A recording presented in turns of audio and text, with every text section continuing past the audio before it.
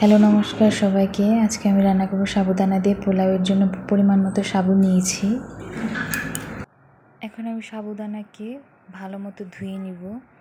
এর জন্য আমি ভালো করে কষলে ধুতেই থাকো ধো, ধুতেই থাকো ধো। ভালো করে ধুয়ে জল ঝরিয়ে নিচ্ছি। আবারও কলটা ছেড়ে আবারও ধুয়ে নিব। আবারও কষলিয়ে ধুয়ে নিচ্ছি যাতে একটু ময়লা না থাকে। ভালো করে ধুচ্ছি, আবার ধুয়ে নেব। এটা ধোয়ার প্রতিযোগিতায় নেমেছি আমি যে কেমন করে ধুতে পারি।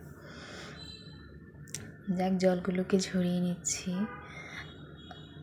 পরিষ্কার নিজের কাছে, যে যেমন পরিষ্কার থাকতে পারে, পরিষ্কার যে যেমন করে করতে পারে।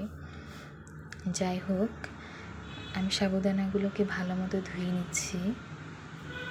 ধুয়ে এগুলোকে জল দিয়ে পরিমাণ মতো জল দিয়ে রেখে দিলাম। এটা একাই ফুলে এই যে এরকম বলের মতো হয়ে যাবে। এই তো সাবুদানাগুলো অনেক সুন্দরভাবে জলগুলোকে চুষে অ্যাবজর্ব করে নিয়েছি। আমি কড়াইতে পরিমাণ মতো তেল দিয়ে দিয়েছি। এখানে আমি দিয়ে দিলাম কাঁচামরিচ সম্বারে দিয়েছি আর আদা। তারপর সেদ্ধ করে রাখা আলু দিয়ে দিয়েছি। এগুলোকে ভালো মতো এখন ভেজে নেব।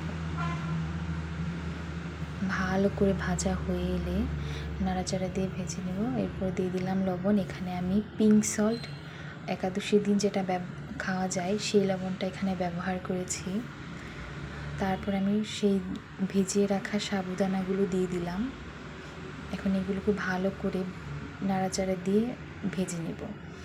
ভালো করে নাড়াচাড়া দিতে হবে, নয়তো এই যে দেখতেই পাচ্ছেন আমার এখানে কড়াইতে লেগে যাচ্ছিল। আমি চুলার পাওয়ারটা একদম কম, লো আঁচে রেখেছি যাতে করে পুড়ে না যায়। ভালো করে এটাকে নাড়াচাড়া করে এরপর আমি 5 মিনিটের জন্য ঢাকা দিয়ে দিই। এই তো ঢাকা দিয়েছি, এবার উঠিয়ে নিচ্ছি। আর একটু কিছুক্ষণ নাড়াচাড়া দেব, মিশিয়ে নিব। হয়ে গেল আমার সাবুদানার পোলাও রেডি। আমি এখানে হলুদ বা অন্য কোনো কিছু ব্যবহার করছি না, যেহেতু এটা একাদশীর দিন রান্না করেছি। এর জন্য এখানে আমি আর কোনো লবণ ব্যতীত আর কোনো কিছু ব্যবহার করছি না। আপনারা চাইলে একটু হলুদ দিতে পারেন কালারের জন্য। ভালো করে এটাকে মিশিয়ে নিচ্ছি। ধন্যবাদ সবাইকে।